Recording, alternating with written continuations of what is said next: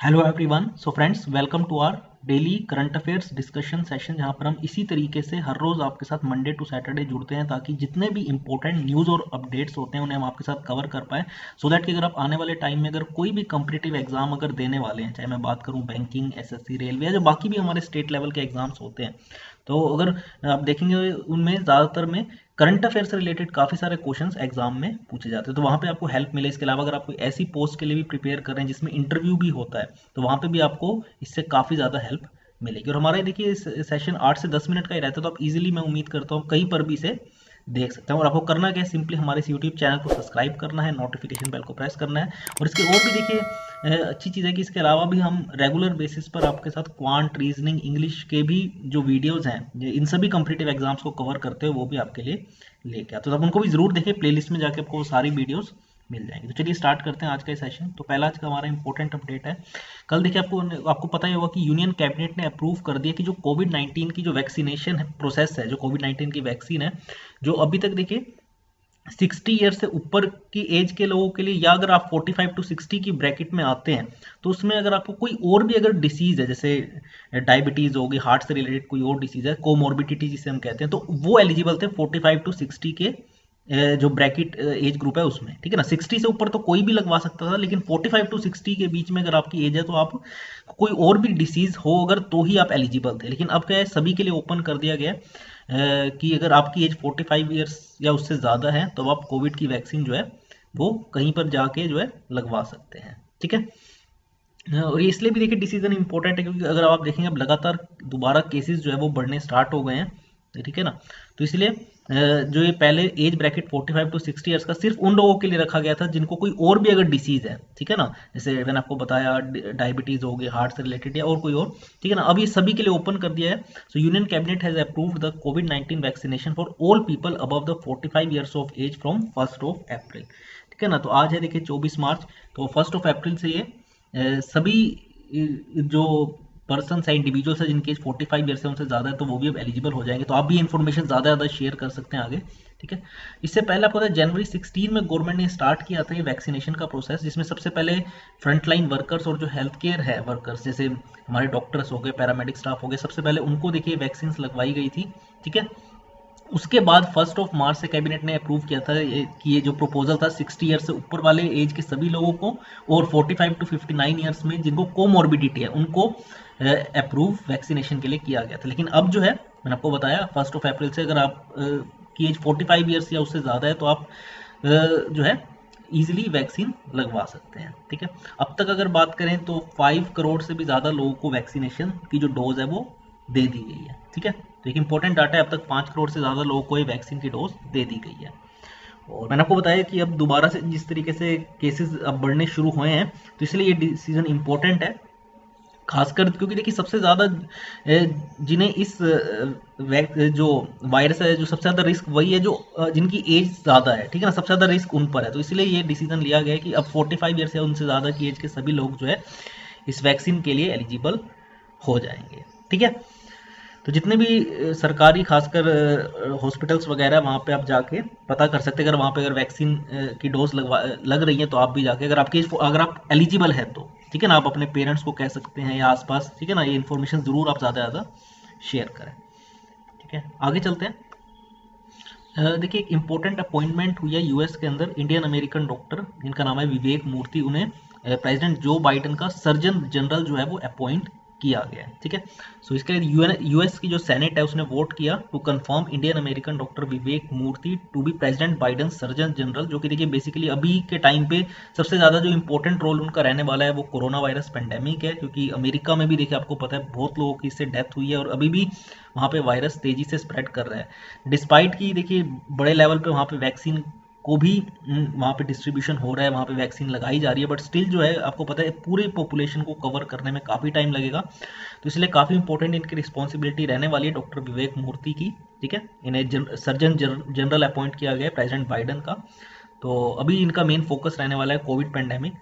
और सेनेट ने देखिए 57-43 के जो से जो है वोट करते हुए कंफर्म किया इनकी अपॉइंटमेंट को। और खुद ट्वीट करते हुए डॉक्टर मूर्ति ने कहा कि he is deeply grateful to be confirmed by the senate to serve once again as the surgeon general. एक बार देखिए पहले भी ये रह चुके हैं इस पोस्ट पर अंडर द ओबामा एडमिनिस्ट्रेशन, 2014 से लेकर 2017 तक सर्जन जनरल थे और एक बार दोबारा भी ने इस पोस्ट के लिए अपॉइंट किया गया। इसके अलावा he is a distinguished physician and former vice admiral in the public health service commission corps. ठीक है, तो काफी इंपॉर्टेंट अपॉइंटमेंट है इनकी, क्योंकि इंडियन अमेरिकन है, इसलिए जरूर मैंने आपके साथ डिस्कस किया इसे। तो आप इनका नाम नोट डाउन कर सकते हैं, डॉक्टर विवेक मूर्ति। ठीक है, यहाँ पे आप उनकी फोटो भी देख सकते हैं। आगे अगर बात करें, जो अमेरिकन क्रेडिट रेटिंग एजेंसी है फिच, उसने देखिए भारत की जो जीडीपी ग्रोथ है उसके आंकड़ों को जो है अब दोबारा से रिवाइज करते हुए 12.8% प्रिडिक्ट किया है नेक्स्ट फिस्कल यानी फाइनेंशियल ईयर। ये जो भी नेक्स्ट फिस्कल चल रहा है उसके लिए जो प्रिडिक्ट किया वो 12.8% है, पहले कितना था 11% था। ठीक है, इस पर बात करते हैं। So American credit rating agency Fitch has revised India's GDP growth estimate to 12.8%, जैसे मैंने आपको बताया, फॉर नेक्स्ट फिस्कल यानी फाइनेंशियल ईयर 2022। ठीक है, और पहले जो एस्टिमेट था वो 11% का था, और इसके जो रीजन है इसको बढ़ाने का वो है तो स्ट्रॉन्गर कैरी ओवर इफेक्ट, इसके अलावा लूजर फिस्कल स्टांस और बेटर वायरस कंटेनमेंट। और लेकिन ये है कि देखिए अगर दोबारा से जिस तरीके से वायरस अगर स्प्रेड कर रहे हैं, अगर ऐसा ही रहता है तो हो सकता है ये दोबारा से ये जो जीडीपी ग्रोथ के आंकड़े ये कम हो सकते हैं। ठीक है, लेकिन अभी की जो प्रिडिक्शन है फिच की और बाकी भी अगर आप देखेंगे जितनी भी ग्लोबल रेटिंग एजेंसी है सबकी 10% से ज़्यादा ही अभी तक सभी ने प्रिडिक्ट किया है। ठीक है ना, ये जो देखिए फाइनेंशियल ईयर अभी जस्ट खत्म होने वाला है 2000 ये जो 2020-21 का जो है, इसमें तो देखिए भारत की definitely GDP growth rate negative में रहने वाली है, लेकिन अगला जो आने वाला है 2021-22 उसमें सभी रेटिंग एजेंसीज ने प्रिडिक्ट किया है कि काफ़ी पॉजिटिव ग्रोथ रेट रहने वाली है। क्लियर है, और हाल ही में जो इनकी ग्लोबल इकोनॉमिक आउटलुक की जो रिपोर्टें जारी करते हैं उसमें उन्होंने एंटिसिपेट किया कि the level of the country's GDP to remain well below its pre pandemic forecast trajectory. तो ओबेसी बात है, देखिए अगर बात करें तो पेंडेमिक से आपको पता है भारत की जीडीपी बहुत ज़्यादा उसने सफ़र किया है, नेगेटिव ग्रोथ रेट रहने वाली है इस पूरे फाइनेंशियल ईयर 2020-21 में जो भी खत्म हो रहा है 31 मार्च को। ठीक है, बट अगले फाइनेंशियल ईयर से काफ़ी उम्मीदें हैं कि भारत की जीडीपी काफ़ी बेटर परफॉर्म करेगी। ठीक है, और 2023 का भी जो इनकी प्रिडिक्शन है वो 5.8% की है। बट ये देखिए लगातार बेसिस पर ये रिवाइज करते रहते हैं। अभी मैंने आपको बताया जिस तरीके से दोबारा से कोविड का स्प्रेड बढ़ा है तो एक बार देखना होगा कि किस तरीके से भारत की ग्रोथ रेट रहती है। अगर क्योंकि कुछ जगहों पे लॉकडाउन दोबारा लगाया भी जा रहा है तो इससे भी देखिए ओबेसी बात है जीडीपी पे असर पड़ने वाला है। ठीक है, आगे अगर बात करें तो लोकसभा पासिस फाइनेंस बिल 2021, तो लोकसभा ने पास कर दिया है finance bill 2021 which give effect to the financial proposals of the central government for the year 2021-22। तो जो बजट में जितने भी फाइनेंशियल प्रपोजल्स रखे गए थे तो उसे एक तरीके से अप्रूव करते हुए जो है लोकसभा ने इस फाइनेंस बिल 2021 को पास कर दिया है। इसमें अगर बात करें तो apart from the finance act the bill also proposes to amend the income tax act 1961, life insurance corporation act 1956। ठीक है, इसके अलावा सिक्योरिटीज कॉन्ट्रैक्ट्स रेगुलेशन एक्ट 1956, इस तरीके से central sales tax act 1956, SEBI act 1992, इन सब में जो अमेंडमेंट प्रोपोज किए गए हैं। ठीक है, और इसके अलावा अगर बात करें the passage of the finance bill by parliament marks the completion of the budgetary process. आपको पता है जो बजट का पूरा एक प्रोसेस होता है, सबसे पहले देखिए इसे पेश करने के बाद जो है पास कराना बहुत जरूरी होता है पार्लियामेंट से, तो वो भी अब हो चुका है। और इसके अलावा फाइनेंस मिनिस्टर निर्मला सीतारमन ने कहा कि that the government is committed to simplify the taxation compliance procedure. तो टैक्सेशन के प्रोसेस को ईजी करने के लिए भी जो है फाइनेंस मिनिस्टर ने कहा कि गवर्नमेंट कमिटेड है, वो इस पर काम कर रही है। बट मेन चीज़ है कि लोकसभा ने इसे पास कर दिया और आपको पता होगा कि जितने भी फाइनेंस बिल्स होते हैं उन्हें राज्यसभा से पास कराने का जो है ज़रूरत नहीं होती। ठीक है ना, सिर्फ लोकसभा से पास अगर करा दिए जाते हैं बस उतना ही देखिए सफिशिएंट होता है, इसे राज्यसभा से पास नहीं कराना होता जितने भी फाइनेंस बिल्स होते हैं। ठीक है, तो इससे बेसिकली जो पूरा बजट पेश किया गया था 2021-22 के लिए जितने भी उसमें फाइनेंशियल प्रपोजल्स थे उनका अब अप्रूवल मिल चुका है। ठीक है, और आखिरी आज का हमारा अपडेट है, आज है 24 मार्च और हम इस दिन को ऑब्जर्व करते हैं वर्ल्ड ट्यूबरक्लोसिस डे के तौर पे, क्योंकि ये देखिए आपको बहुत बड़ी एक ये डिसीज़ है जिससे अब तक देखिए बहुत लोगों की जो है डेथ हो चुकी है।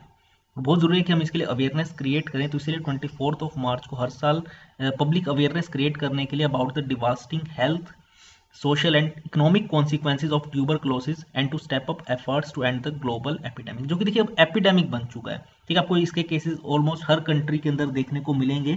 ठीक है, और ऐसा नहीं इसका देखिए इलाज भी है, लेकिन अगर देखिए टाइम पर हो जाए तो पॉसिबल है। अगर देखिए जैसे बहुत सारे ऐसी कंट्रीज है, जैसे अगर मैं अंडर डेवलप्ड कंट्रीज की बात करूँ तो वहाँ पे बहुत ज़्यादा इसकी वजह से डेथ होती है, क्योंकि वहाँ पे तो प्रॉपर हेल्थ इंफ्रास्ट्रक्चर ना होने की वजह से, उसका प्रॉपर इलाज ना मिल जा पाने की वजह से जो है फिर बहुत लोगों की इससे डेथ भी होती है। तो 24 मार्च को हम इस दिन को हर साल वर्ल्ड ट्यूबरक्लोसिस डे के तौर पे ऑब्जर्व करते हैं, बेसिकली पब्लिक अवेयरनेस क्रिएट करने के लिए अबाउट द डिवास्टेटिंग ये डिसीज है, ठीक है। और इसलिए भी क्योंकि 1882 में ही जो है डॉक्टर रॉबर्ट कोश नाम के एक जो साइंटिस्ट थे, उन्होंने इसके बैक्टीरिया को डिस्कवर किया था 1882। अब देखिए कितने पहले इन्होंने 1882 में इस पे जो है इस वायरस को जो है आइडेंटिफाई कर लिया। देखिए सबसे इंपॉर्टेंट होता है वायरस को आइडेंटिफाई करना, जैसे भी आपने कोविड का वायरस के भी कई जगह विजुअल्स देखे होंगे, ठीक है ना, क्योंकि जब एक बार आप वायरस को आइडेंटिफाई करते हैं तभी आप उसका जो वैक्सीन है, जो उसका इलाज है, वो आप निकाल सकते हैं, ठीक है ना। तो और इन्हें देखिए इसके लिए जो है डॉक्टर रॉबर्ट कोश को नोबेल प्राइज भी मिला हुआ है। तो एक काफ़ी इंपॉर्टेंट इनकी अचीवमेंट थी कि इन्होंने टीबी का जो वायरस है, जो बैक्टीरिया है, उनको उसको आइडेंटिफाई किया था, और उसके बाद ही देखिए पॉसिबल हो पाता है कि आप उसका इलाज भी फिर ढूंढ पाओ। जैसे मैंने आपको बताया TB remains one of the world's deadliest infectious killers, और हर रोज जो है लगभग 4000 लोगों की इससे डेथ होती है ओवर द वर्ल्ड, और 28,000 लोग इस बीमारी से बीमार भी होते हैं। और एक ऐसी डिसीज है जो कि प्रिवेंटेबल है, क्यूरेबल, अगर आप टाइम पर जो है इसका इलाज कराते हैं तो। और अब तक जो WHO का कहना है कि जो ग्लोबल एफर्ट्स अभी तक किए गए हैं, ठीक है, इस तरीके से देखिए अवेयरनेस क्रिएट करने से 63 मिलियन लाइफ्स जो है अब तक सेव की जा चुकी हैं सिंस 2000, ठीक है, 2000 से लेके अब तक लगभग 20 साल हो गए, तो 63 मिलियन लाइफ्स जो है इससे सेव की जा सके इन्हीं ग्लोबल एफर्ट्स से। और इस बार का जो थीम रखा गया है वो है द क्लॉक इज टिकिंग, यानी कि टाइम तेजी से बढ़ रहा है, और सभी जितने भी स्टेट्स है, जितने भी कंट्रीज हैं, उन सभी से यही रिक्वेस्ट है WHO की भी कि जल्द से जल्द इस पे एक्टिवली काम करें ताकि ट्यूबरकुलोसिस को बिल्कुल एलिमिनेट किया जा सके, ठीक है ना। और इंडिया में भी अगर आप देखेंगे गवर्नमेंट का टारगेट है कि इसे बिल्कुल एलिमिनेट किया जाए, जैसे जिस तरीके से पोलियो को किया गया वैसे इसी को भी ट्यूबरकुलोसिस को, जैसे मैंने आपको बताया प्रिवेंटेबल है, जब कोई चीज़ प्रिवेंटेबल होती है तो उसे देखिए क्योर तभी किया जा सकता है जब प्रॉपर हेल्थ इंफ्रास्ट्रक्चर हो और अवेयरनेस हो, ठीक है ना।